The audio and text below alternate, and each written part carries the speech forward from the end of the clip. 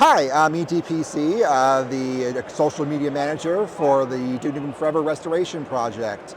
I am here at QuakeCon with a build of the game that's kind of showing our new direction for the game, where we're not changing anything creatively, we're changing things kind of more geometrically, where we're kind of merging much smaller maps, I should say, into one large maps, so it allows for one contiguous experience with no loading screens, and it just makes kind of everything feel a lot more like realistic and a lot more suspenseful when you don't really have those pauses. And so we still have like a checkpointing system and things, so like you don't have to worry about saving all the time. But it's been really, really awesome. It's been really working on the game. It's worth noting, we had the DNF Restoration Project in our showcase, Shacknews. Absolutely. E4 remake earlier this year.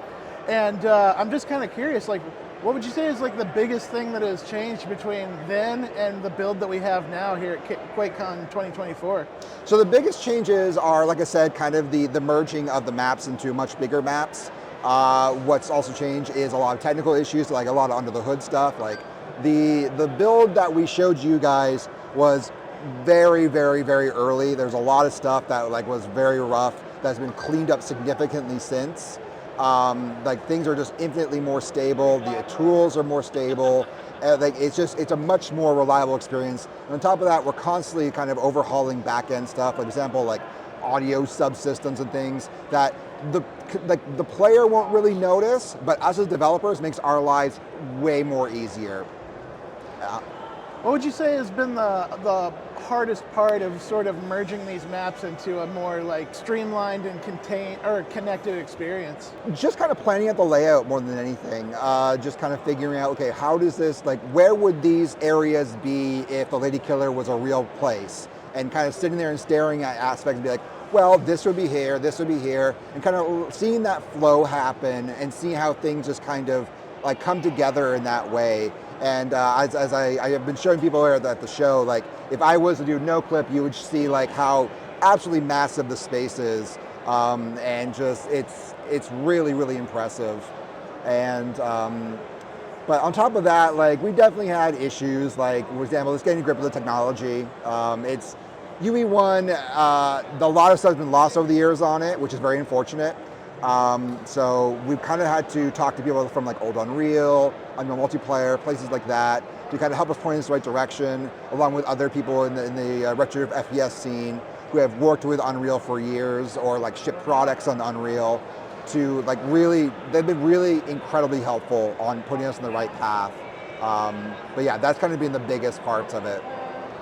Have there been any like ridiculous surprises as you've worked to like streamline and kill the bugs and make sure that everything works the way you want it to? Oh, constantly. I mean, like when you delve into the code, you see that a lot of people at 3D Realms were doing a lot of really cool like one-off experiments for like either for gags or for like gameplay stuff. So like there'll be constantly moments where like people will be digging into the code and being like, hey, there's an entire Boolean for like how thirsty Duke is and things like that, and just like kind of mechanics like that.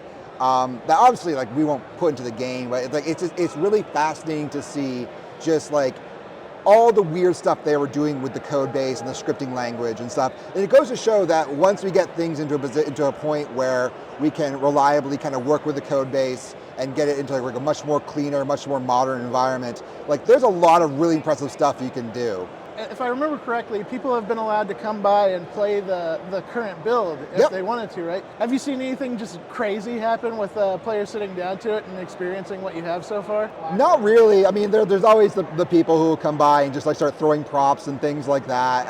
And like we plan for all that.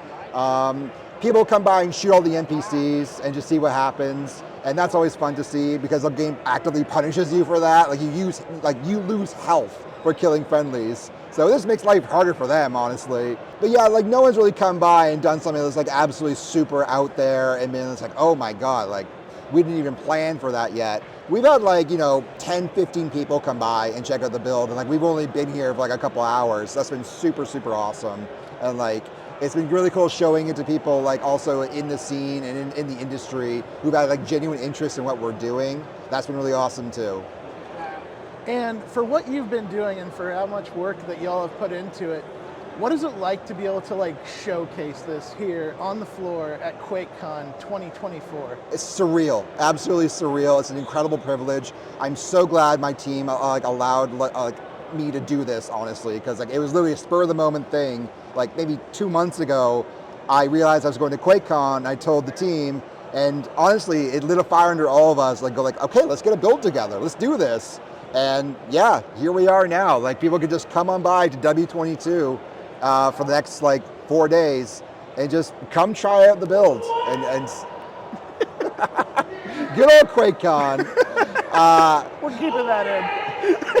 We're keeping that in. Of course. But absolutely.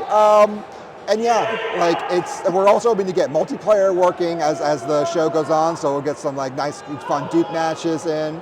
But yeah, it's been super, super cool. It's been so cool, and just if you haven't been to QuakeCon, it's super rad. As you can hear, it's a pretty casual, pretty fun, pretty chill environment. Anyone who hasn't been here, I highly recommend coming one year. And where can folks learn more about what's next for DNF Restoration? So our Twitter account, or X if you prefer, is DNF2001 RP, all capitals. That's mostly where we kind of post our updates. We have a Discord server, the Duke Nukem Forever 2001 community server, I believe is what it's called. And then we also have a ModDB page, the DNF2001 Restoration Project. That's kind of where we're going to post all our builds and stuff, especially as we move more to our next public release, which is coming very soon, I promise. Yeah, we're also open to open up on more networks and stuff. That's kind of TBA to kind of allow us to have even more of a more places to get the game, basically more reliable places. But that news will come as it comes. Is there anything else you want to share before we close it out? I just want to say it's been an honor to both be here at the show the game off, work on the game in general, and also I'm really happy to work with Shacknews again. You know, as we mentioned in the previous interview we've done with y'all, Duke and Shack are intertwined as much as any other shooter of the era. It's honestly, it feels like coming home again. Nice.